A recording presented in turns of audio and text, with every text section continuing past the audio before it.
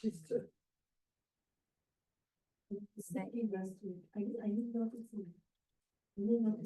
you so much, Rabbi.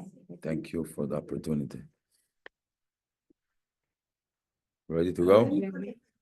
Ravital, with your permission, can we start? I think the time is Yes, it's not right. it's in Paris, maybe. I don't know. Doesn't work. All right, everyone, good morning or good afternoon. Bonjour, buenos dias, Baruch Hashem. Thank you for the opportunity to be here always in a special occasion. Last time it was right before Hanukkah. And right now we are before month of Adar. Mishenichnas Adar, Marbim Besimcha, right? It's very simple. Everyone knows it. All the kids are singing it right now. Mishe, Mishe. And the question is, what's so special about Adar and what's the idea of Simcha? And obviously how this is connected to women, because at the end of the day, right, this is the most important thing for the Midrasha, right? Who wants to give some influence to those who are really in charge, not just behind the scenes. Today we know it's revealed the power of the woman, Baruch Hashem, in the Jewish family, but in general also. And first, I would like to start with an interesting Gemara of the source. Why, when Adar starts, we need to be happy? Where is the source? Everyone think it's Megillat Esther, or it's in the Talmud Masechet Megillah, or it's maybe in the Midrash, or the Zohar on Megillah. But actually, the source is in Masechet Ta'anit, page 29. Masechet Ta'anit talk about, unfortunately, Tisha B'Av, when Bet HaMikdash was destroyed, it was on fire. And the Gemara is telling us, Mishenichnas Av mema'atin besimcha. When the month of Av starts, you need to lower your happiness. And here the Gemara adds something. It says, Mishenichnas Adar, when the month of Adar starts, you need to increase happiness. Not to be happy, we always need to be happy. I know it's a big challenge for women to be happy, not me saying that. But the Torah say at the beginning, harbe arbe tetzvonech. So one of the courses, the Hashem course, Chava, first woman, actually she wasn't really the first woman, as we discussed one time, but the first woman that we rely to in the Torah, one of the things which you're gonna be sad, you're gonna be in the bad mood, right? You're gonna have this kind of a perspective of life that sometimes put a person in a bad mood. Harbe arbe tetzvonech. There is many things that says that raising kids will come with some kind of being sad, right? Whatever it means. So it's even more of a challenge for a woman to be happy, because naturally, women, because they're very smart, right? Take it as a compliment. They see everything. They see the details and the big picture at the same time. So more you see, more knowledge you have, more criticism you'll have, and more you have this kind of attempt to rebuke or to be negative, not because you are like that, chas v'chalila, but because you see everything. And usually people, they're not so smart. They're just happy because they don't understand life and they don't understand responsibilities or different kinds of obligations. So they're just happy like kids, right? So we're going to try to talk about that concept and how everyone can be happy, must be happy during the year, especially months of Adar, when we need to increase happiness.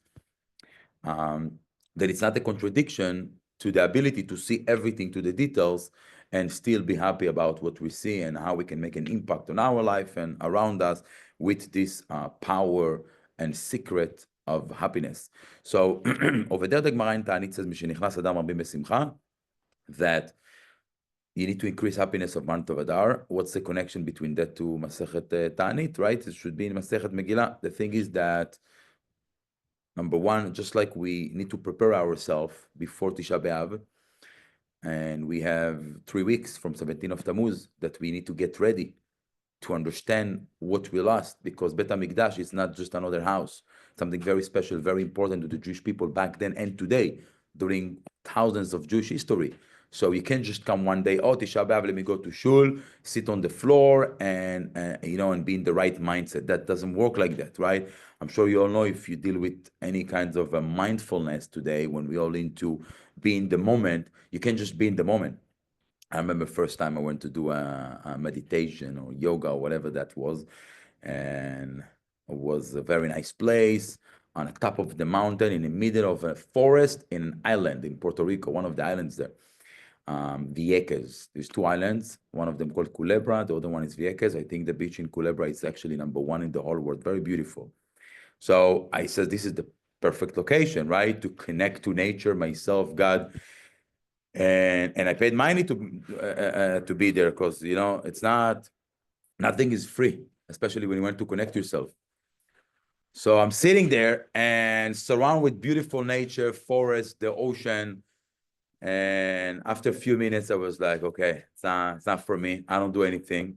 I'm ADHD, so the brain is not stop working, and there was no connection. And I realized you have to prepare yourself. You can't just be in the moment and think, oh, I'm gonna be there and connect to myself and feel everything about my power and potential and God and my soul. That doesn't work, right? You have to prepare yourself, especially when we're talking about something so great like Bet HaMikdash.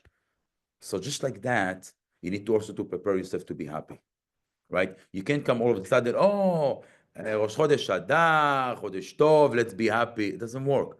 You can put some Breslov music, maybe gonna put you in the right mood, you know. But then you go home and you meet reality, right? Husband, kids, or no husband and kids, doesn't matter what's the situation, and all of a sudden, you know, wait, I need to be happy, right? It's a very tough mitzvah. So you have to prepare yourself. And we always says failing to plan is planning to fail. If you don't really prepare yourself, whatever it's going to be, right? Business, family, life, learning, any kinds of topic that we have in our life, you have to get ready for that. So that's why the source, it's in Masechet Tanit when we get ready and the Torah is telling us, oh, you have to prepare how to be happy. Also, because real happiness is when you understand what you have, right? If you're happy because you don't have anything, it's not happiness, it's stupidity. When you understand your capabilities, your talents, your skills, the privilege you have, everything that you can do with your life, this is real happiness. Because the highest level of happiness, it's not a feeling. You need to understand happiness is not a feeling. People mix and put it in the category of love, hate, jealousy, happiness. It's not. Happiness, it's a result. It's a state of mind that comes as a consequences for something else. That's something else called achievement or accomplishment. When you have goals in your life, you understand who you are, what your capabilities. Based on that, you have vision, right? Because if you have no vision, there's nothing you can do in your life. You have vision, and that vision leads to what's your mission with short-term goals and long-term goals.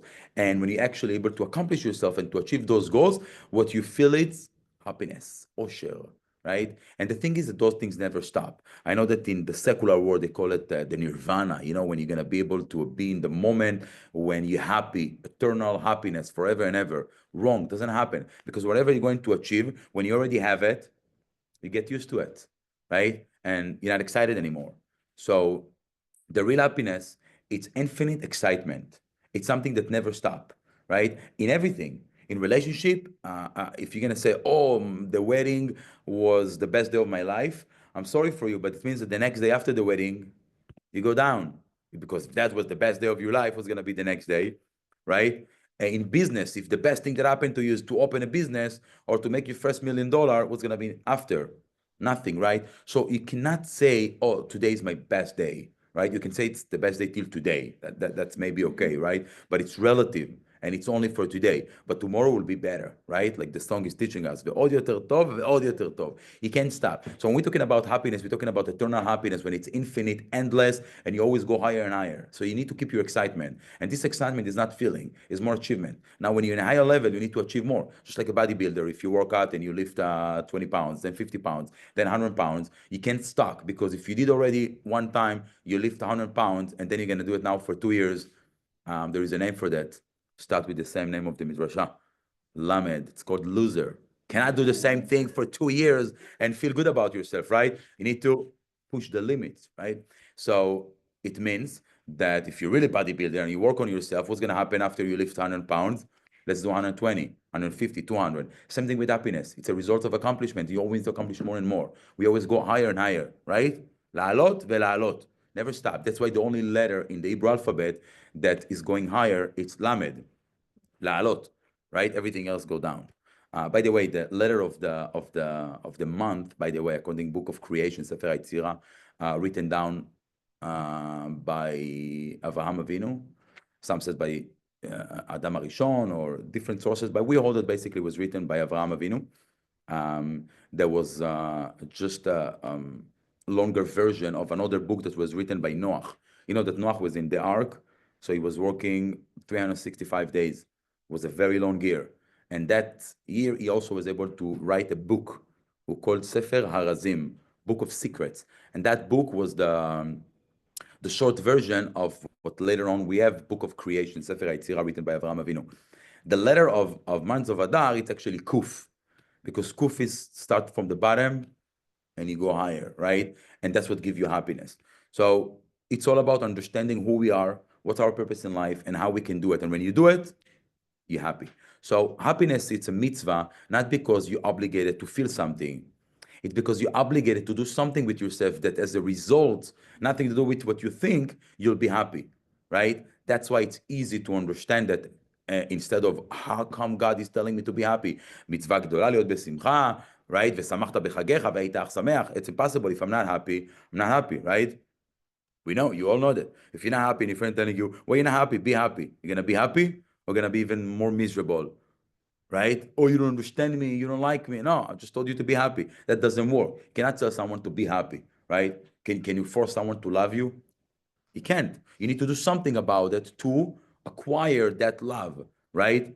Because love is a result of relationship, of connection, of something that you build up. And then, oh my God, I love you. That's coming after something. You can't just force someone, right? So therefore, how we can be happy in months of Adar and why we need to be happy in months of Adar. What's so special about that, right? I just want to add before that it's very special for women, as we mentioned before Hanukkah, because all the miracles was by a woman. There is actually Gemara in Masechet Megillah who talk about why women are obligated to follow the mitzvot of Purim. How many mitzvot do we have on Purim? 4. What's the 4? All the M. It's very easy to remember, right? Loach manot, Megillah, matanot לאביונים, and משתה ושמחה, right? By the way, there is another. There is also Mechiat Amalek. You need to destroy the memory of Amalek. Also start with M, right? And there is also Machatzit Shekel, also with M, right? And there is also Mishe Nichnas Adam, also with M. So we do have, it's half a coin that, in Jewish tradition, you always ask for tzedakah. That's what we do, right? Some other Jewish people talk about Shabbat, Filin, Nida. We don't like those things. We like money. So we ask, money also starts with M, by the way, if you realize. So Machatzit Shekel, I'm kidding, but basically the concept is that we serving God with materialism also start with M, right? Maot, Mammon, everything starts with M. By the way, why Mem? What's special about Mem? You know? I think it's around 42 because it's mem and bet. Like the end, it's mem and bet. Like Mashiach is coming. Right. I said to everyone. Very nice. Chazaku Baruch. I thought everyone this. So mem is very important. The numerical value of mem is 40, and 40 was the exact year that we were in desert. Referred to wisdom. They always says that you're gonna understand what your rabbis were teaching you 40 years later, right? No, don't worry. We have shortcut today, and you can do it in 40 days. But the concept is that we do have lots of mitzvot. Women are obligated to keep those mitzvot, right? Not sure about drinking. Don't try it at home. Or actually try it only when you're in your house, not outside. But yeah, we have this mitzvah of drinking. How much you need to drink, by the way?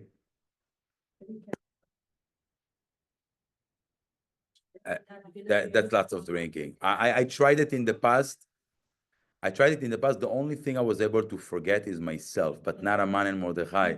So actually, Mordechai also started with mem. So we say, Chayav inish li besume bepuraya, right? It's actually Rava. It's an opinion of an Amora in the Gemara that you have to drink, right? There's different opinions what exactly we need to drink if it's compared to Pesach, and you need to drink 4 cups, and if those 4 cups needs to be red wine or white wine, or it could be any liquor. What about tequila, whiskey, arak? So I'm very strict, as you know, I'm a rabbi and I follow all the opinions. So I drink 4 cups of red wine, white wine, tequila, whiskey, just to make sure I fulfill the, Ben Ish Chai, Chida, making sure I fulfill all of those opinions. That's Yeah, but you need to practice before Pesach, so 30 days before is Purim. It's all about practicing. So therefore, women are obligated to keep those mitzvot. Why? So the Gemara says, "She'afhena you beoto anes." Right? You were part of the miracle. Why you were part of the miracle? Because Haman, when he was trying to kill the Jewish people, what does he say? להשמיד, להרוג ולאבד את כל היהודים, מנער ועד זקן, טף ונשים, ביום אחד ושללם לבוז. Beautiful pasuk that basically says that the vision of Haman was to kill and to destroy everyone, including the woman, right? So therefore, you guys were also part of the miracle. But Tosfot actually bring an opinion of the Rashbam that he says like that. He said, no, you weren't just part of the miracle. You did the miracle, right? You heard about Esther? What's the real name of Esther? Hadassah. Extra 2 points when you. So Hadassah, actually it's machloket if her name was Hadassah and the nickname was Esther, or her name was Esther and the nickname was Hadassah. But yes, she did a miracle. So therefore, bizchut nashim tzidkaniot nigalu. That's why women are also obligated, even though it's mitzvot aseh shazman grama, it's mitzvot based on time, right? But you're still obligated to do those mitzvot. So therefore, we celebrate on Purim, we celebrate the month of Adar. We talk about happiness, but why? What's the connection between happiness and month of Adar? And also, why Haman choose month of Adar to kill the Jewish people? So I'm assuming that you learned that. He did Moshe Rabbeinu. What happened to Moshe Rabbeinu? He died. So what? So you think that he didn't know that he was also born? I think that he knew, but this didn't make any impression on him, because why are you gonna celebrate the birthday of someone who already died? Doesn't make any sense. So he knew that he born and died at the same day, but he says it's not significant. It doesn't mean anything if you're born on that day, because you already died. So any of us celebrate the birthday of someone who already passed away. I mean, instead of Chabad celebrate any kind of birthday of any rabbis. Why not? Free parties and Farbrengen. But basically, none of us celebrate the birthdays of, let's celebrate the birthday of Rabbi Akiva, or Rabbi Shimon, right? We have the Ilula when they passed away. That's it. We don't celebrate the birthday of someone. Doesn't make any sense. So it's not that Haman didn't know, that he didn't connect to it. We explained one time that knowing, lo yada, it means connection. Because the Torah talk about Vayeda ha'adam et chava ishto, Adam knew his wife. And what do you mean that he knew his wife? He knew her parents? Didn't have. So he knew he was connected, they become one. Al ken ya'azov ish et aviv imo ve'davak be'ishto ve'olu basar echad. A man needs to be one entity with his wife. So knowing, it means connecting, becoming one.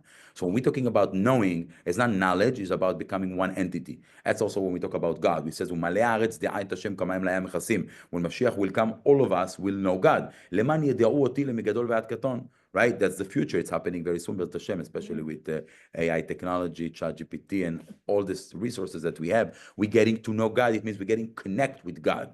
We're becoming one entity, right? That's what we say, Shema Yisrael, Adonai Eloheinu Adonai Echad, Yisrael, Oad V'Kutcho B'Chu Chadu. We, the Jewish people, the Torah and God is one entity.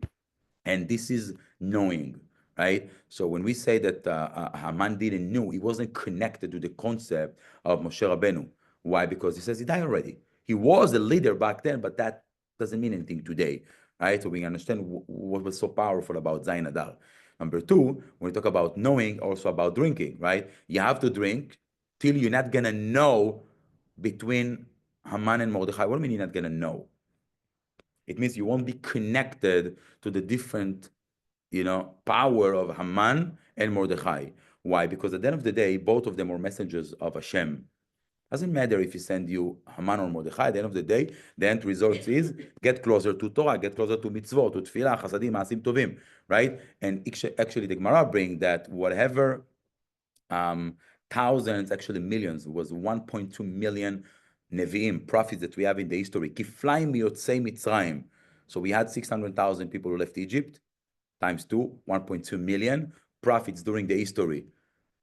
They could not influence and change the Jewish people, not even one of them. But there was one guy who was able to make everyone do teshuvah. Becomes, who was this guy? You sure? I don't think so. Mordechai wasn't able to convince even one person not to go to the party. Not even one. He wasn't able to convince one guy not to bow to Haman. Esther didn't even, say that she was. Moshe, in the time of Moshe, we did the worst thing. The golden calf, Korach, Datan ve'Aviram, Meraglim. Till today, we're suffering. So it's a Navi. It wasn't a Navi. No, I'm saying a Navi at the time. It's not. Actually, it's not. It's not a Navi. It was a one guy who was able to influence the Jewish people. One guy. More and better than 1.2 million. Imagine. So he wasn't a Navi. It wasn't a Navi. It wasn't a Navi. Was he a Rasha? Huh? Was he a Rasha that pushed the people to do teshuvah? Of course. So obviously, you have the Rebbetzin over here who's telling us the secret. We're talking about Haman HaRasha. The Gemara says that Haman was able to influence and to change the Jewish people more than 1.2 million prophets and rabbis. Why? Because when Haman says, I'm going to kill everybody, what happened next? Everybody becomes tzaddik. Why? Because when they give you money, you take it. When they're trying to kill you, you do teshuvah. That's reality. Unfortunately, we see it again and again and again and again. Very bad. And hopefully we're going to learn from the last Haman that we had on October 7. And we're not going to force Hashem to send us more Reshaim to change us. And we're going to get the concept. So therefore, Haman, actually, it's a messenger of Hashem, a good one. So when you really get drunk, not physically, getting drunk, but when you live the fake reality that you live in, because we're in a bubble, right? We have our conscious and mindset, and you go out of this, state of mind, and you're really getting connecting with Hashem. You understand that it's not a Mordechai and it's not a man. It's you and Hashem. And if a man was able to move you to the right path of following Hashem, Torah, and mitzvot, so Haman is a good guy, especially when he actually didn't kill even one Jew. So in reality, Haman is bad or good? Depends. If you read it plain text, Haman is the evil, Rasha, Amalek, the worst. But if you really go deep down to the story, Haman didn't kill no one. And he was able to influence the entire Jewish nation to do mitzvot and Torah and Masim Tovim, right? So that's only when you live your conscious that you have, from so many years of thinking Haman is the worst. Obviously, in our reality, Haman is evil and Amalek. But when you go into the God's points of view, you understand that it's not about Haman or Mordechai. It's about the end results. And the end results were good, right? This is how we judge Tachlis, by the results. So that's why when we're drinking, we don't know, who is blessed and who is called, because it's not about Mordechai or Haman. It's about the end of the day, what happened to the Jewish people, right? That's basically the concept. And this is Purim all about, to understand that it's not about the lottery, the raffle they did. It's about what Tachlis was. So let's go back to happiness. We said, Mishenichas Adar, marbim besimcha. You have to be happy. And Haman, he was actually thinking about, Moshe Rabbeinu being passed away on Zayin Adar. What's so special about it? The thing is like that when you have a baby, a mother loves her baby naturally, right? Unless it's not a good-looking one. I'm kidding. They love their kids. A mother loves it. It doesn't matter if he's smart or not, if he's good-looking or not. They don't know what's going to happen with him, right? He's 1 minute old. That's it, right? And you look at him, and by the way, that will be Leilu Nishmat, the Bivas family, Ariel and Kfir. Meir the Neshamot Even Aliyah, very, very sad day in Israel. Over 100,000 Jewish people were going in a very big funeral. And may those words of Torah will be Leilu Nishmatam Be'ezrat Hashem. The success of all the hostages and the soldiers and Bachwai Yeshivot to protecting the Jewish people Be'ezrat Hashem. So when that mother looks at her baby, she's not thinking to herself what's gonna be with him, unless she's Polish and then he must be a doctor or a lawyer. But basically, it's like, I have a baby. I love my baby, right? Doesn't even have a name. What's the name? No name, right? Just a baby. There's nothing there. And when we have a new neshama come to this world, this is the highest level of love between Hashem and that neshama. It's, you're my son, you're my daughter, and that's all I care. Beni ata ayom yeladeticha, when we left Egypt, HaKadosh Baruch Hu called us, Beni bechori Israel, everyone, the men and women and kids. We are the child of Hashem. So when you have a baby, before you even name the baby, before you even, think to yourself, what's going to happen with them, who's going to get married, what are you going to do? Who cares? It's your son, she's your daughter. That's all what matters in your head, right? And that's what Haman missed about the connection between the Jewish people and HaKadosh Baruch Hu. So he didn't know about Moshe Rabbeinu, not that he didn't know the details. He knew, he opened Google and he find out that on Wikipedia that Moshe Rabbeinu born on Zayin Adar, right? But he say, that doesn't mean nothing. Who cares, right? He didn't understand that this is referred to a love, unity, and passion, and connection, and relationship between HaKadosh Baruch Hu and the Jewish people as father and son. And that he didn't realize it. He says, oh, he died, so that's it. It's over, right? But that connection never died, never stopped. Even if the physical body is not anymore, this connection, it's always there. And that was the first mistake of Haman. And especially happened on Zayin Adar because Zayin is 7. We discussed last time about the number 7, but just in a short understanding, number 7 referred to nature, to our reality. Hashem created the whole world in 7 days, right? From Sunday to Shabbat. And that's all, our existing, it's HaKadosh Baruch Hu. So Moshe Rabbeinu, he born on Zayin Adar and he brought so much light. It means he took all the world and everything you see around you in nature, and he basically says all of this is the light of Hashem. That's it.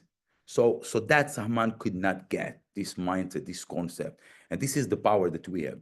So we need to be happy on month of Adar, not because of Purim, because of the month itself, even before Purim. And the question is why? I thought that we need to be happy because of Purim, the miracle that happened. But it doesn't say, Mishenichnas Purim bi besimcha. Mishenichnas Adar, month of Adar, nothing to do with Purim. Even before Purim, we need to be happy on month of Adar, right? So that basically says, oh, there's nothing to do with Purim. So why not on month of Nisan? Month of Nisan is a great month. We had lots of miracles. Month of Hanukkah, month of Tishrei, right? This is Shvat, right? What is Shvat? We have Tu B'Shvat, שנשמע בשורות טובות, right? וזה לא ראשי תיבות of Shvat, שין בית תת. You know what? שתקבלי בקרוב טבעת. So, month of Shvat is a very special month. Why we not happy, right? Doesn't make any sense. Why especially month of Adar? The thing is like that we have in the Jewish calendar 12 months, start with Nisan all the way to Adar. Adar is the last month of the Jewish calendar. And we know that Akol Holech Achar HaChitum. Everything, it's by the end. That's how you judge things. That's how you judge reality. And this is how HaKadosh Baruch Hu built the whole world, right? Chotamo shel Hashem. What is the signature of Hashem? Emet. You see it with Bereshit bara Elokim. The last letter of the word Bereshit, Bet Resh Aleph Shin Yad Yud Taf, right? Then bara Aleph Elokim Mem, Emet. So the signature of Hashem when He created the whole world, Bereshit bara Elokim, is Emet. Chotam, right? It's the end of everything. Achitum. When you have a contract, when you have a deal, when you have a business, when you have a marriage, everything, right? It's the signature at the end. This is what makes it tachles, legit. So, what is the chotam of Hashem? What is the signature of Hashem? Emet. Why emet? Because the emet is basically the proof that this is real. Emet, it means real, good, and sheker, it means bad, nothing. Nothing is there. So when we talk about month of Adar is Emet. Month of Adar is the signature of the year. You started on month of Nisan when we left Egypt to become a nation. We used to be a family of Yaakov, small group of people. And all of a sudden we become nation of Israel. Still the smallest nation, but the biggest family. So that's something good. And that was the beginning all the way to month of Adar. Happening on month of Adar. So we understand that the happiness has something to do with the conclusion of the year. We have a journey of 12 months that we're working so hard and we're building up ourselves, right? We start on Pesach, we become free people. Then we have Shavuot, we receive the Torah, working ourselves. And then we continue more and more. We understand the months of Tammuz and Av that refer obviously to, Mashiach, Bet HaMikdash, Korbanot, connection with Hashem. Then we work on ourselves. Elul, we do Slichot, etc., etc. Ani ledodi vedodili. By the way, Elul is connected also to Purim because Elul is Rashi Tevot. Ish lereu umatanot laevyonim. So it's very important because obviously Yom Kippur is like Purim. So if Yom Kippur is like Purim, Elul must to be something with Mishloach Manot, and that's why we give tzedakah on Elul, right? Exactly. Tshuva, Tfilah, Tzedakah, ma'averim et Torah Gzera. Right? So therefore, that's Elul, and it's connected to Purim, that we also give Matanot Levyonim and Shalach Manos. I heard in America, they don't know how to say Mishloach Manot. Shalach. What is Shalach? But anyway, so then we have Yom Kippur. After that, we have the holidays of sitting in a clouds of glory, Sukkot, right? building up all the way to bringing light to this world with Hanukkah, etc., etc. Purim, it's the last holiday of the year, right? That's the end of it. So the happiness is not because of Purim. Purim is because of the happiness. Again, it's a little bit deep. We're not happy because of Purim. Purim happens on month of Adar because it's a month of happiness. You understand? So when we talk about the egg, right, and the chicken, what comes before what? So everybody think we're happy because of Purim. Wrong. Purim happens to be on Adar because we're happy, because this is the best month of the year, because this is the conclusion, because month of Adar is referred to achievement and accomplishment. So let's try to break it down a little bit. What it means happiness. Talking about happiness, right? I want to be happy. שמח. שמח תשמח רעים אהובים, כשמחך יצריך בגן עדן מקדם. So we find the concept of happiness where when someone is getting married, right? And then one of the Sheva brachot, the 7 blessing is, you're going to be happy, we're going to make you happy, Hashem will make you happy, just like he did in heaven. שמח תשמח, right? כשמחך יצריך. So what was exactly the happiness of Adam in Gan Eden, right? Someone told me that Adam Arishon, he didn't have a mother-in-law, so that's why he was, you know. Happiness needs to be Instantaneous. or it's Hashem accord us the process to be happy, because if sometimes, like you said, we need to be happy, not like to be like if we were aside the woman, like it's very often, we need to have a process to be happy. It's not no, we need to be happy. You're right, 100%. It's not something that you can do from one day to another. It's not. It's take time and The process is the process of it. of course, it's just like, let me give you an example on Hilchot Shabbat, right? So Mishnah Berurah, Chafetz Chaim, Rabbi Israel Meir HaKohen Miradin, great guy. And this Rabbi Israel Meir HaKohen Miradin, he wrote a book called Mishnah Berurah, and in the Akdama, before of the third part, Chelek Gimel, he bring something from Rabbi Yonatan Eibeshitz, Yarot Dvash, and he says that if you don't learn Hilchot Shabbat back and forth twice, for sure you do Chilul Shabbat. What? Exactly. That's what I said when I heard it first time. And I says, you know what? If that's the situation, so let me not keeping Shabbat in first place, right? Well, not everyone is Revital. Some of us with ADHD, it's impossible for us, even one time, right? So I asked my rabbi in Yeshiva, I went to my rabbi, Rav Dessler, the grandson of Rav Dessler of Michtav Mi'Eliyahu in Ponovich, and I told him, Rabbi, was das, was geschehen, gegangen, ma kore po? I don't understand. You telling me that for sure I'm doing Chilul Shabbat? So what's the point? She told me, no. You have to read inside. And actually, the concept is like that. As long as you're in the process, right, of learning, so even if you had mistakes, it's part of the process, it's part of the learning, right? But if you don't learn and you say it's okay, then will be considered like the person did Chilul Shabbat, even though he didn't know the halacha. But as long as you're in the process, I'm in the process, I'm learning, right? You can't judge me while I'm still in the process. So that basically the concept, just like in Hilchot Shabbat, as long as you're learning and you always keep learning, even if you do mistakes sometimes, that's life, that's reality. Same thing with happiness. When you're in the process of being happy, so there's two things that's gonna happen. Number one, no one's gonna judge you if you're not happy. Number two, and this is a secret, if you're in the process to be happy, you're already happy. Promise you. Gonna find that this is actually happening. And the question is how to do it, how to get this mindset. So why we're not happy? Why? The Holy Arizal actually mentioned that the difference between tzaddik and rasha, tzaddik is happy, rasha is sad. That's it. You said, wow, I'm keeping all the mitzvot, and I'm in a bad mood. So what exactly it means? It means that I'm rasha, maybe I'm Ashkenaz, but not how you, I don't have to be happy all the time. I'm kidding, chas v'chalila. They're very happy inside, balev.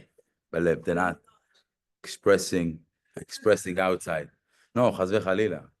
They're some of them, yeah, those who have a Sephardic grandmother, yeah. The concept is, chas v'chalila, we're joking to be a little bit besimcha, but the concept is that definitely we need to be happy and we need to understand how to do it. So the thing is like that. The Rambam bringing Hilchot Deot right at the beginning of his book Yad HaChazakah. It's not actually a book, it's 14 different books. And the Rambam, he bring lots of different understanding of how to live our life, and then talk about different attributes and behavior and personalities. And he said that we need to find the middle way, right? You can't be like giving money to everyone, but you cannot be stingy. You have to be in the right, in the middle. You cannot be too much to the right or too much to the left. You have to be in the middle.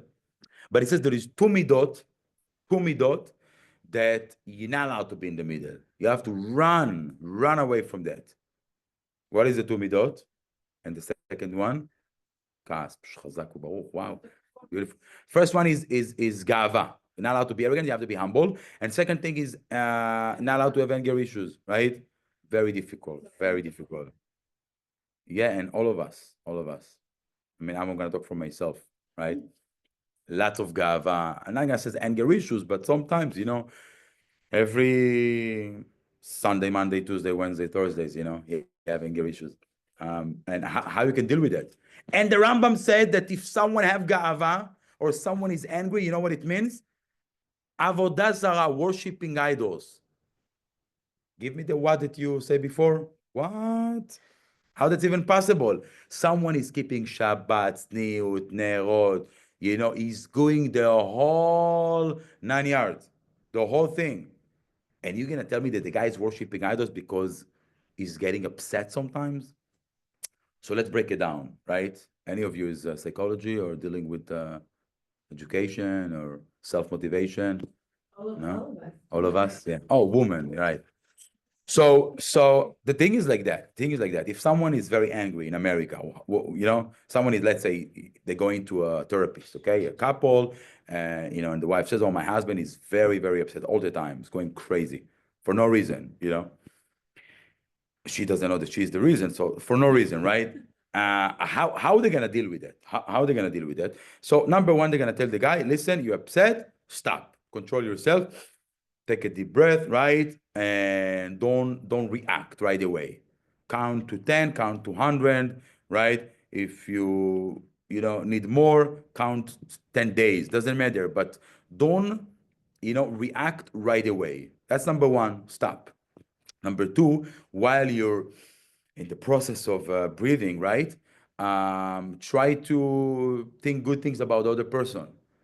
You know, because you're very upset right now, but he says, you know, good people, why I'm going to be upset with them, right? Number three, if you still going to react, so, you know, don't go crazy, like proportional, like, okay, something happened to you, you can talk about it, but doesn't mean you have to go crazy and scream and throw things and stuff. You know, take it easy. And if you're still going to react in a crazy way, right? So little by little, after this has happened, try to talk it out and try to prevent yourself from being in a situation that will make you upset. All of those things that basically you're gonna talk with the therapist. So this is how you know the approach in America and how they deal with that. But this is all wrong, and this is not the way of the Torah. And when we need to deal with someone who have anger issues, we actually go to the source. Why someone is upset? So Reuven is upset, coming home and he's upset. Why he's upset? Because he wants something and he's coming home and he doesn't have it and he's upset. Why? It's all come because he feels that he's not in control. When you're not in control, because if you can deal with that, you're gonna deal with it. So the first, you know, something that jumped to the head is, oh, I'm not in control. Something is happening. There is nothing to do with me, right? That's number one. Number two, wait a minute. Why this has happened? Oh, because whatever I wanted wasn't there. Why? Because that person had expectations. For example, let's say a guy, this Reuven, come home and he wants dinner, right? Comes home very tired, work very hard, comes home, there is no dinner, right? And his wife is on the couch, Netflix and chill, right? Without the chill, just the Netflix. And he's getting upset, right? I don't understand, I'm working so hard, what are you doing? I want dinner, right? Now, what exactly is happening? He wanted something, his expectations are here, the results are there, there is a gap. When there is gap between expectations and results and reality, it's called disappointment. Disappointments lead to anger. I don't have what I want, right? But why we have expectations? Where do those expectations come from? Yeah. I think that I deserve something, right? I'm entitled for something. You know? We're making a plan and it's not working out like. But why are we making this plan? Why does Reuven think that he's entitled to get dinner? No, maybe it's 2025 and wives don't make dinners anymore. Maybe you can make exactly. Maybe it's the same. Maybe that's why they're not happy. I don't know. Yeah, No, I heard anger is always a second emotion. It's not first. of course, the result. Anger is a result, right? So now this person, he have a thing that is entitled for something. In our situation, dinner, right? Why is entitled? Because he tells to himself, I gave something to this marriage, this relationship, so I need something in return, right? I give, let's say, parnasa. Let's take the old-fashioned example. Today is the opposite. Women work and the men cook in the kitchen, right? But let's say this is the case of Reuven, okay? The guy lived 300 years ago. And he says, listen, I'm working very hard. I'm coming home. I'm giving parnasa, supporting my family. I need food, right? So he's entitled for something. Why is he entitled for something? Because he thinks that he deserves. Why deserve? Because there's someone, right? Gava. If I think that I'm someone, and I'm thinking that someone is doing so many things to the whole universe, and because of that, I'm entitled for something. So that's building expectations. Those expectations will lead to disappointment if the results does not align with expectations. And that will lead to losing control. It's not in my hands. I don't understand what's going on, right? And that will lead to anger. So basically, when I'm dealing with someone who have anger issues, I'm telling them, oh, you need to control yourself, you need to stop, you need to breathe, you need to do this. It's all nonsense. You need to go back to the very beginning. Who you think you are? Who you think you are? That you deserve something and you build expectations and you get disappointed and you scream. That's the result. But it all starts with, I'm entitled for something. And that's why it's avodah zarah. Because when you understand that nothing is belong to me, everything is from Hashem. So you're not entitled for anything. We're talking about being humble. What it means to be humble. How a person can be humble. But Rabbi, It's very nice you spoke about it, but what exactly means to be humble? Because emulation. I also learned Hasidut, you know. But Let's bring it down. Example, okay? We have 4 scenarios, 4 situations. Okay, this Reuven, let's talk about this Reuven. Option number 1, this Reuven doesn't have money. And he said that he doesn't have money. He's humble. It's the truth, right? Doesn't have money. Okay. This Reuven doesn't have money, but he said that he have money. He's humble. Huh? He's Israeli, right?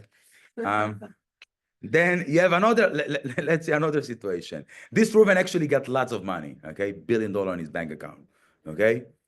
And he said that he got $1 billion. That's humble? That's not humble. Okay, that Reuven, the last situation, he's a billionaire and he said that he's not a billionaire. He's humble? the liar. He's a liar. He's a liar. So I asked him, hey, Reuven, you're a billionaire? And he said, no. First is liar. Second, what kind of kafui tova? Ungrateful. Hashem gave you so much money and you say that you don't have? So who is the real humble person? The real humble person is the one who say, yes, I have, but it's not mine. Hashem gave it to me. The humble person is you recognize what you have, but you don't take credit for that. Hashem gave it to me. Hashem gave it to me. So let's talk about Moshe Rabbeinu, because the Rambam actually brings Moshe Rabbeinu, who was very, very humble. You think Moshe Rabbeinu was stupid? He didn't know that he's the leader of the Jewish people. He knew that he's the leader, right? How I know? Because he talked to Hashem. Why are you talking to Hashem about the Jewish people if you're not the leader? Who you think you're representing exactly? So he knew perfect that he's the leader of the Jewish people, number 1. Number 2, he was rich. How I know that he was rich? He took the leftover of the luchot, the tablets, sapphire. Imagine. So he knew that he's rich. Why he knew? Because why are you taking it in first place if it's just a stone, right? He took it because he knew the value of it. And Hashem told him that's going to be for you. So he knew that he's rich.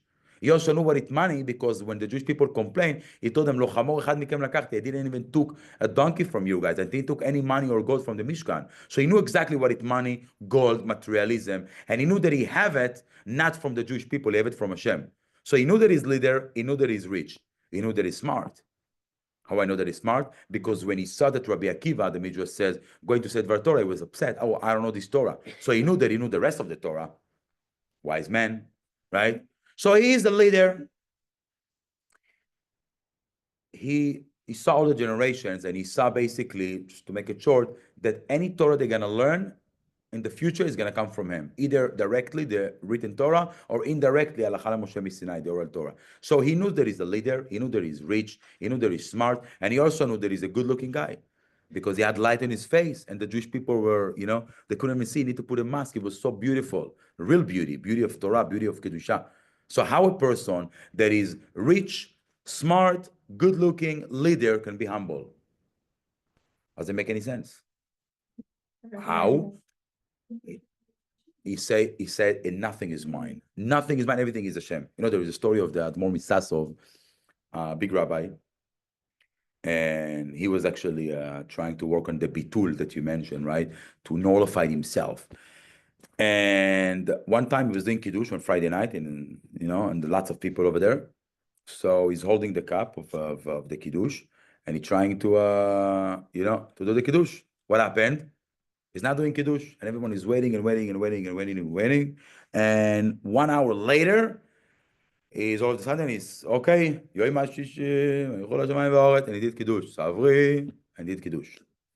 So after the meal, one of the Hasidim told him, Rabbi, what's going on? We're waiting for an hour. Why didn't you do kiddush? He says, listen, I have a minhag that every time I'm doing kiddush, I'm looking around the table and I'm trying to see myself lower than anyone on the table. Anyone around the table, I need to be less than him. So looking around, and every time I'm trying to be more humble and make everyone else better than me. But this Shabbat, one of the guys was a Moser. You know what is Moser? Moser is someone that is snitching on Jewish people to the government. Back then, when you snitch on someone, they kill him.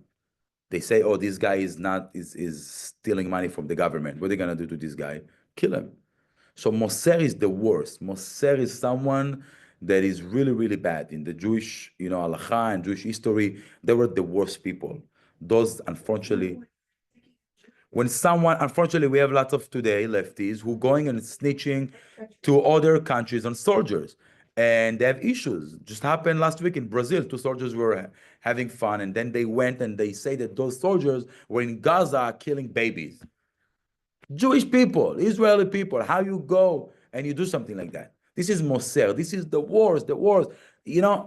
Better kill someone and don't go to a goyim and snitch on the Jewish people. This is the worst, the lowest of the lowest. Yes.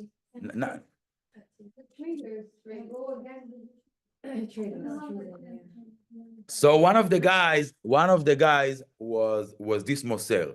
So he says, I'm holding the cup, wants to do kiddush. And how can I say kiddush? I see this guy, I'm lower than him. This guy is better than me, possible. But I cannot do kiddush because my minhag is I only can do kiddush if everyone is better than me around the table. Okay, so the Hasid is okay. So what you did an hour later, how you were able to do kiddush? He says, you know what? I actually, after an hour, I realized that if I was this Moser, if I was this guy who's literally snitching on Jewish people to goyim and making them being killed, I will go to eat Friday night by the Admor, by the Rav? No way, right? If I will be this Moser, I will never go to do kiddush with the rabbi. So this guy is better than me, because if I will be in his shoes, I will never go to a rabbi Friday night. So this guy who went to the rabbi Friday night is better than me. This is ability of an admor, of a rabbi, to understand how to become an humble. Humble, it doesn't mean I'm not an admor, I'm not a choshuv, a tzaddik. No. It means that I'm putting myself in the shoes of the other person, and this person in his situation, right, is better than me. Because if I will be there, I won't be able to function and to behave like this guy. And that was Moshe Rabbeinu. Moshe Rabbeinu says, yes, I'm a leader, rich, smart, perfect. But if Hashem will give this, opportunities to any of the other Jewish people, they will be better. But humble, it's to find, Also your to try to find that I'm less than you. No. No, he wanted to give credit to everyone. And he wanted to find, it's called Nekuda Tova. In Breslev, we have this Nekuda Shebalev, to find in any of the Jews something good, right? Like for example, Nekuda Tova about you guys. One Nekuda Tova, that you're listening to me. I don't listen to myself, right? So, you're listening to me. Already Nekuda Tova. When you have Nekuda Tova, you love the person. Why you love? Because it's something good. We love good things, right? When you love someone, so you talk from place of love. From good place, from being positive. So that's how you build this relationship, right? You just especially when we talk Torah, you just don't give Torah. It's not a math or science, right? So it's to find Nekuda Tova. So this rabbi, before he's doing Kiddush, he wants to find Nekuda Tova in each one, something good. And he says, how I can find something good about this guy, this person. And the concept is that being humble is to understand that everything Hashem gave you, you don't take credit for yourself. You recognize what you have, but you don't take credit for what you have. He says it HaKadosh Baruch Hu. So that's being humble. It's not me. And if Hashem will give it to anyone else, they will do an amazing job. Even the bad? Is it humbling also to say that whatever I have that is not as good as from Hashem? I wanted to ask. This is month of Adar. Let's get to this conclusion, and then you're gonna have time to ask questions. So it means that when we're talking about the two midot, or the worst, according to the Rambam and according to the Torah and the Mishnah, Ka'as and Ga'ava, that both of them, by the way, actually the same concept, because Ka'as is the result of Ga'ava. It's all come because of the person is worshiping idols. Who is the idol that he's worshiping? Himself, right? If he will understand everything is from Hashem, what's going to happen next? I'm not entitled for anything, right? Because no Ga'ava, and therefore no expectations, and therefore no disappointment, no anger. Dinner, no dinner, who cares? Everything is okay, right? Chill. That's the mindset that we need to have. Now the question is, okay, when everything is good, easy. When things are not good, that's the challenge. And here comes the story of Megillat Esther. Megillat Esther, what is Megillat Esther? Megillah, it's two. Revealed, legalot. Esther, it's hidden. Megillat Esther, it's to reveal the hidden, right? The whole story of the Megillah, we don't mention even one time the name of Hashem. Not even one time. Nothing, zero, nada. But we need to reveal that. Why we need to reveal that? Because the Torah is telling us that "Ve'anochi haster astir panai mikem bayom hahu." I will hide the fact that I'm hidden. For example, I can tell you, I'm going to hide the phone and look for that. So you know that the phone is hidden and you need to look for that, right? This is not what Hashem is telling us. Hashem says, I will hide the concept that I'm hiding myself. So it's like I'm hiding the phone, but I'm not even telling you that we have a phone in this room. You don't even know. So you're not going to look for something because it's completely hidden. This is our reality called Olam. What is Olam? Olam in Hebrew? Ne'alam. Hidden. Hidden. This word, it means that Hashem is hiding himself. And this is Esther the queen. Her job is to reveal what's hidden. To be able to understand that Amman is actually good. Amalek are good. How that's even possible? Amalek is good. Thing is like that. The real simcha says, En simcha ela kehatarat asfekot. It means you have a doubt, you remove the doubt, you're happy. Unfortunately, we realized that last week. Last week, everyone was hoping for 500 days that the Vivas family are still alive, right? Especially when the father came back to Israel, Yarden, and everyone was praying for Ariel, Kfir, and Shiri. And all of a sudden, they told us they're dead. So we said, okay, at least we're going to get the bodies. And then what happened?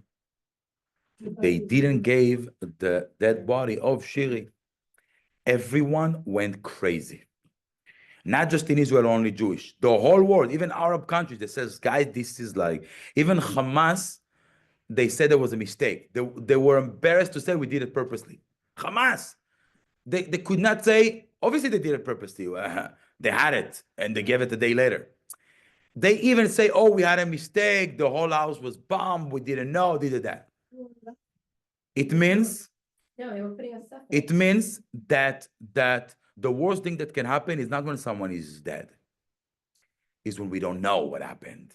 when we don't know where is the body, everyone is freaking out. The No, but doubt, again, with hope again, maybe she's alive. this is the Yeah, doubt. because- To put a doubt, to make us crazy, this is the worst. So when there is no doubt, we relax, we happy. Why we happy? Because happy, it's not holelut, it's not nonsense, it's not stupidity.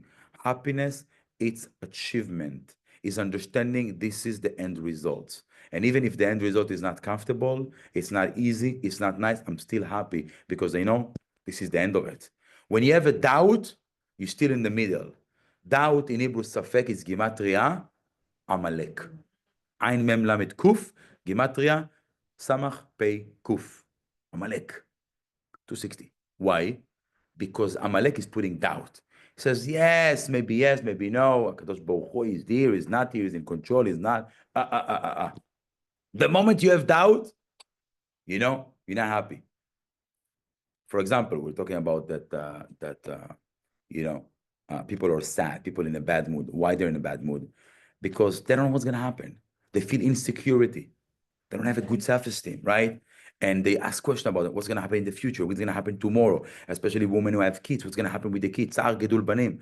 Why women have Tsar Gedul Banim? If later on, 20, 30, 40, 50 years later, this woman will see that her son become a very successful man and she have lots of nachat. She will remember the Tsar that she had at the beginning? No. Pregnancy, the delivery, education, nothing. Why? Oh, I have so much nachat, Baruch Hashem, right?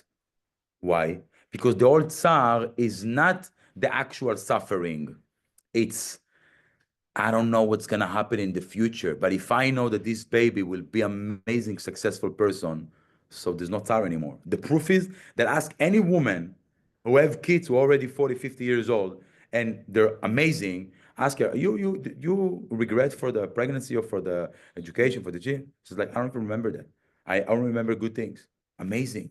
Why? Because she was sad and in a bad mood and annoyed and angry back then because she didn't know the end results, the future. But when you see the future, as imale sechok pinu, we said that when Akadosh Baruch Hu will bring all of us back and Mashiach will come, what's going to happen? Beshuv Hashem Yeshivat Zion and Kochamim was as imale sechok pinu. We're gonna laugh. Why are we gonna laugh? Why are we gonna laugh? Because we're going to understand that all the pregnancy that we had 3,000 years in exile, all the difficulty is to give birth to this baby who called Jewish nation, Mashiach, Eretz Israel, Bet HaMikdash, Geula. So you're going to laugh. You're going to feel relief. You're going to be happy. So Amalek, it's put doubt. And the happiness is when you have no doubt. Month of Adar is the last month of the year. It's the month that we're really asking ourselves, Vos tachles, as we says, what happened? I was able to accomplish myself. I was able to achieve my goals. I was able to fulfill myself. The end result of the year aligned with the vision I had at the beginning of the year. When on month of Nisan, the first month of the year, I become free. And I had any kinds of opportunities and privilege and anything I wanted to do, skills, talents, time, energy. Did I use it in the perfect way? That's the question. And if the answer is yes, simcha poretzet gvulot, the happiness will go all over, overflow. Month of Adar was happy month years before Purim. The reason we had the miracle of Purim, it's because the Purim, it's analogy. It's an example of how our mindset needs to be.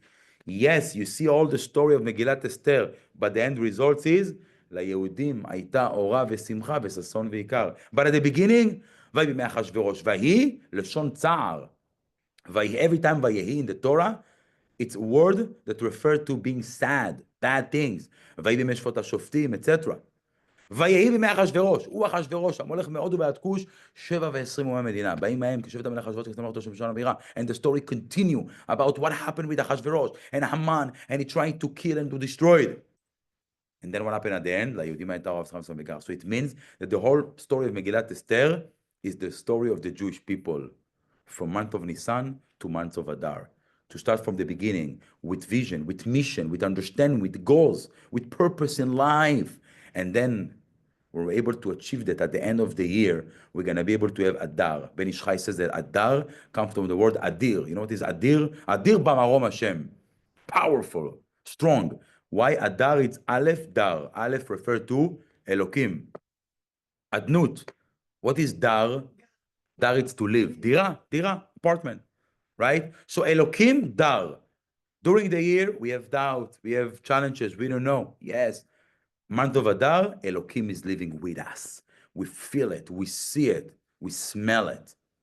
This is month of Adar. And that's why Mishenichnas Adar, Marbim Besimcha. What is Mishenichnas Adar? Not just the month of Adar. It's not the Jewish calendar. When you enter to the mindset of Adar, when you put in your head, Aleph Dar, Elokim is in my head, not me. Akadosh Baruch Hu. So therefore, no gava. I don't need anything. Everything is Hashem. I don't need to take credit. No expectations. So therefore, I'm happy with everything I have. I'm grateful. I have gratitude to Hashem. And therefore, the results will be another story of Purim and another miracle and another success and another blessings and more happiness. Why? Because you enter to a mindset of Adar, Elokim Dar. It's not about me. It's about Kadosh Baruch Hu. And that's why Moshe Rabbeinu born on month of Adar.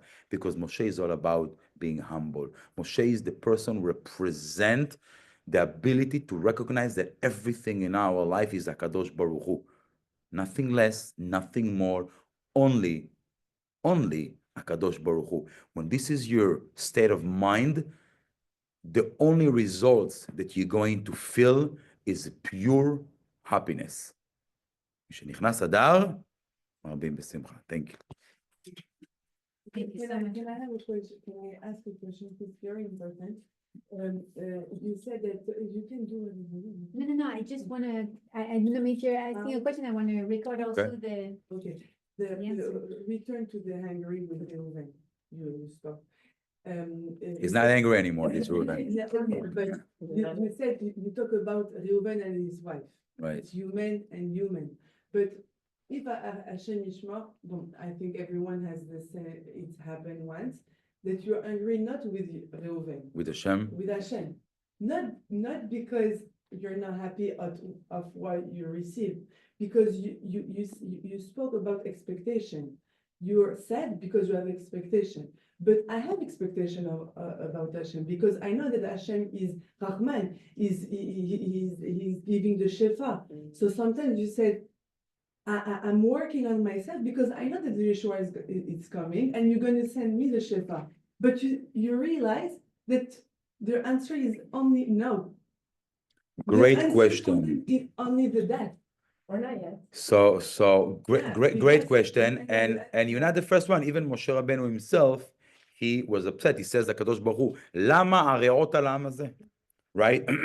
He had expectations. What were the expectations? I'm going to talk to Paro. What happened next? Let my people go. Everyone is out of Egypt. But that's not what happened. They suffer even more. So he was asking your question. He says, "Hakadosh Baruch Hu, I have expectations from you because you send me." And that's what happened. The thing is like that. When someone is upset with Hashem, there is, I believe it's a little bit obviously more complicated than someone is upset with human, you're right. But there is very two easy things to do.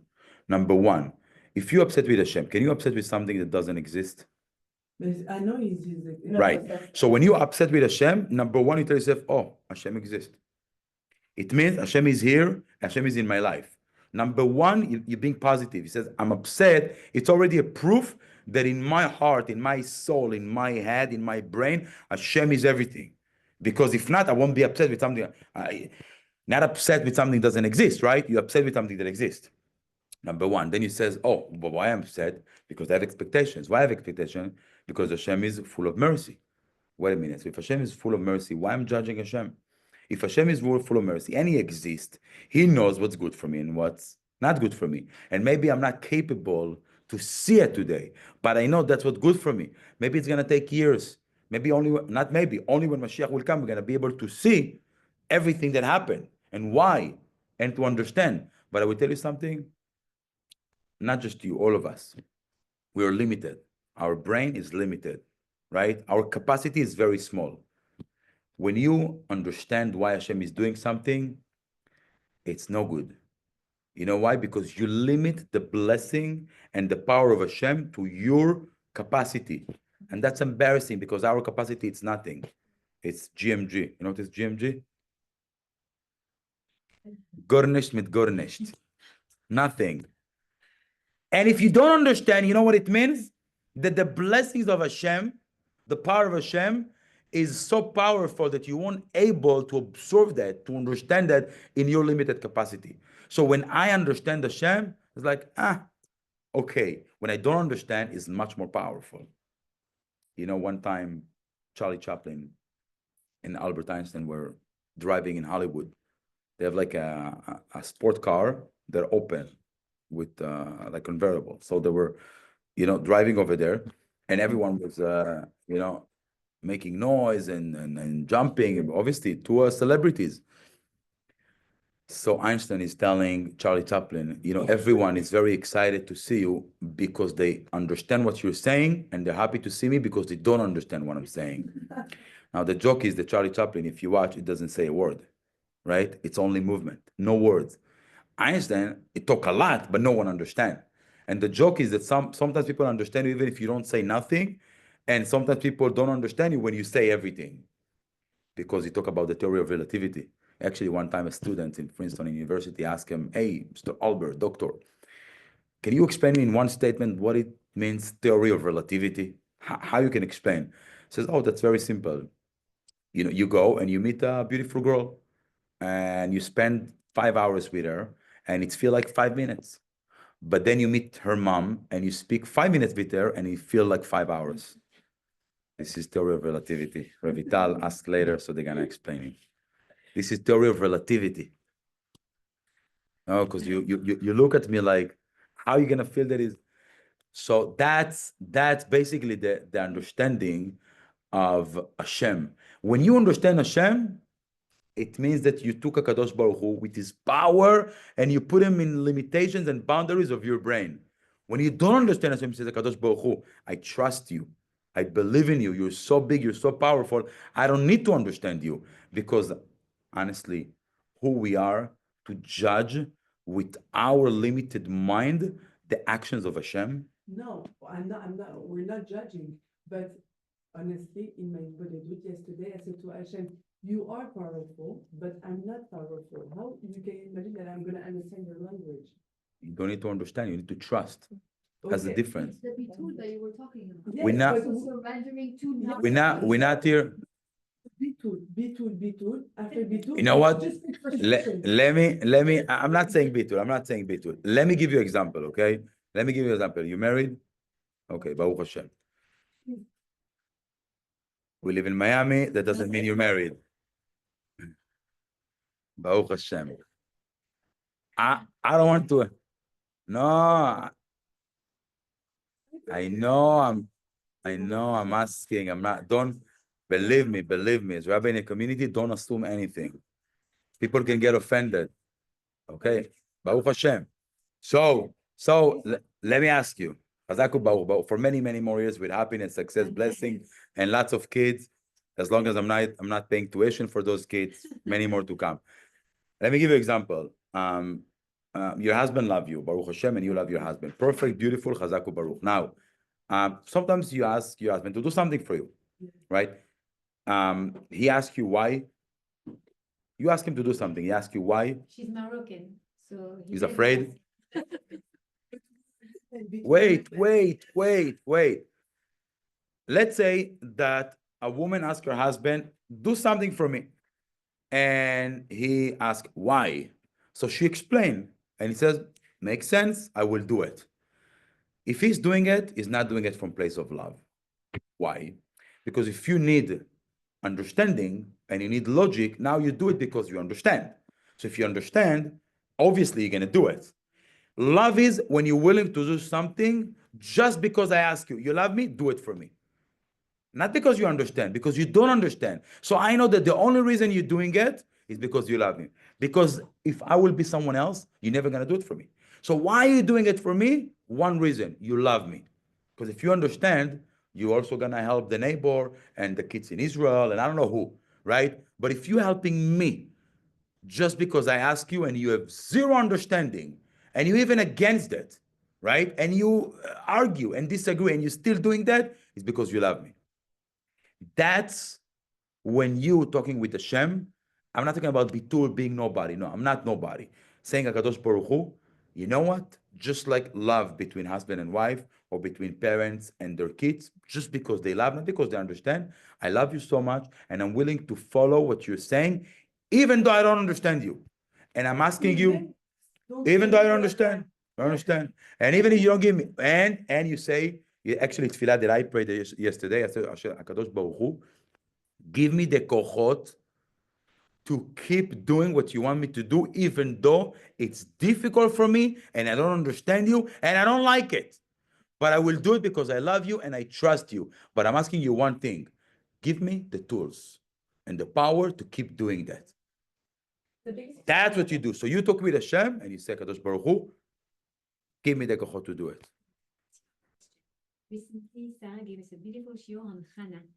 And Hannah, she did ask for her expectation to be The mother of Shmuel. yeah, the mother of Shmuel. She did ask HaKadosh Baruch Hu. She requested, she demanded, right, for HaKadosh Baruch Hu to fulfill her expectations to be a mother. So in that case, she still believed in his crazy power, like that he's almighty and that there is no limitation. She didn't limit Hashem by telling him like you have to understand what I want, but she said like I know you're so powerful that you can do anything. Why did you give me this body? Why did you give me this mattress if I cannot become a mother? And I will not become a mother for myself. So she humbled herself, but for you, for this child to be able to serve. So you give it as a proof or as a question? No, I'm saying like in this situation, So like there is something that she did that maybe you discuss about it, maybe not, but she did something very powerful that till today, and maybe that's for next class. She brought something very powerful we call tefillah. Right. So you learn that. We learn all the halachot from Hannah. Yes. Hannah, by the way, is the Rashi Tevot of Chalani Dad Lakataner. This is Hinna, right? The first guy to do Hinna was Yaakov Avinu. He gave Rachel the simanim. Those was the 3 simanim. So he was the first guy to do Hinna. Tefillah with one word, because I'm sure you have lots of other things to do. Tefillah in one word is to change yourself. It means the word of tefillah comes from the root pilel. Mi pilel umi milel banim lesara. Pilel, it means hope. Who had hope that Sarah will have kids? So tefillah, it means I will have hope from Hashem. Te, pel, pelamed, hey. It means I will have hope to Hashem. But why are you going to have hope? Because you think that tomorrow can be better than today. And why tomorrow will be better than today? Because you're going to make tomorrow better than today. How? By changing yourself, by improving yourself. So let me tell you something. Hannah never asked to get Shmuel as a son. Never. Hannah was working on herself to become the mother of Shmuel. And as a result, she had Shmuel. Because if you're the mother of Shmuel, who's going to be your son? Shmuel. So that's the answer. Yes, you have expectations. From who? From yourself. When Hannah is going to pray, Hannah, she's praying. You know what she prayed? Hashem, help me to become the mother of Shmuel. And she did. What happened next? Shmuel, I will give you a proof. When Shmuel, he was talking to Eliah Cohen, his penalty was death penalty. What Hannah told them? What it means? You can kill Shmuel, but I'm the mother of Shmuel, and I didn't do anything. So I'm still the mother of Shmuel. And if I'm still the mother of Shmuel, Shmuel needs to be alive. So whatever you have with this baby, I don't care. And Eli says, you're right, because I cannot punish someone for sin of someone else. So Shmuel stayed alive, not because he was Shmuel, because he was the son of the mother of Shmuel. Because he spoke before of Cohen, and this is Chayav Midah. So you understand the Chidush? Thank you so much. Zaku Baruch, Ulala, Tzorot Avot. Merci beaucoup. Thank you, merci beaucoup. Thank you for Shkoyach. Dein gesund. You also speak Yiddish? For real?